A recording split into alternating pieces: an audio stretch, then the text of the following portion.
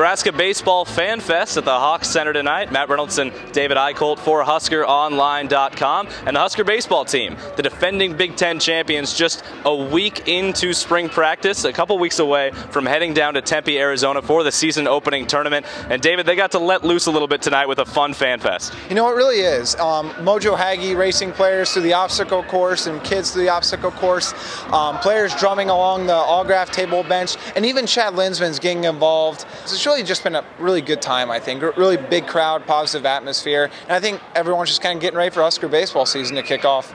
Well, that positive atmosphere made more so by the Big Ten regular season trophy being on display here tonight. A lot of excitement around the program and a lot of expectations now. The Huskers looking to take that next step in year 7 under Darren Erstad. And David, will the expectations get to this team, or can they take that next step and really start winning early this year? 3 tough weekends on the road. You know, they did lose a couple of years. Jake Myers is now gone. And, you know, I think one big thing, Matt, is can the offense keep up this season? Because keep in mind, last season, they were 250th out of 295th in home runs hit, and they were only 128th in average runs per game. So I think it's going to come down to, can the offense be ignited, and can Scott Schreiber lead the way? A little bit of a down year last year, and we're saying that even though he was the first team all Big Ten, but expectations are high, and I think people just want to see some postseason success. And I think it's going to come down to the offense and a stroke of luck.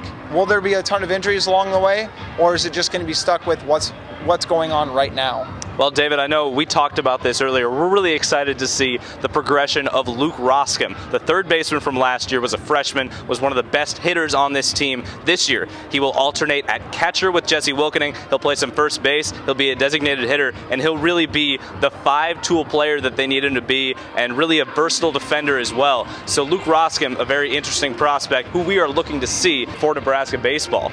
Pitching. That is a bigger question. Losing 2 weekend starters, and their third weekend starter got moved off the starting rotation. So a complete overhaul for the Nebraska pitching staff. Who are you looking at to start right now? You know, I think right now, obviously, Luis Alvarado. That's the big name coming around. He only pitched 15 total innings last year. So it's going to be interesting to see, can that mid-90s fastball be consistent, and can he have the energy and the stamina to keep up going the full stretch, especially since Darren Erstad said that he is going to be starting Fridays from now on, and he's going to try to play him Saturday if he has the energy, and definitely Sunday. I think another guy you need to look at, Nate Fisher, and can Matt Waldron really come back from what was a really down year last year? Really just kind of a weird off year for him. So I think he's going to be a guy that needs to step up going into this next season.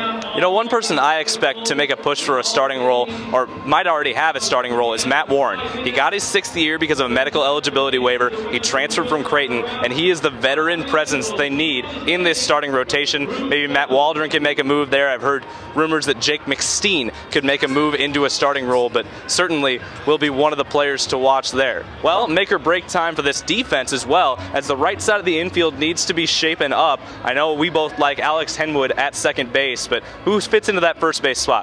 You know, I think, like you said earlier, I think Luke Roskam needs to be a guy that can really step in there and excel, because obviously Ben Miller gone. You need a good defender. He was always that kind of stable on that right side of the infield, but Roskam's been a guy that, you know, he's a big guy, kind of like Ben Miller, but he can move for his size, and I think that's big. He has the reach to be able to do it, and he had a ton of experience last year. So I think, first of all, you need to look at him. And even a guy, they were also talking about Luis Alvarado going into the first base role.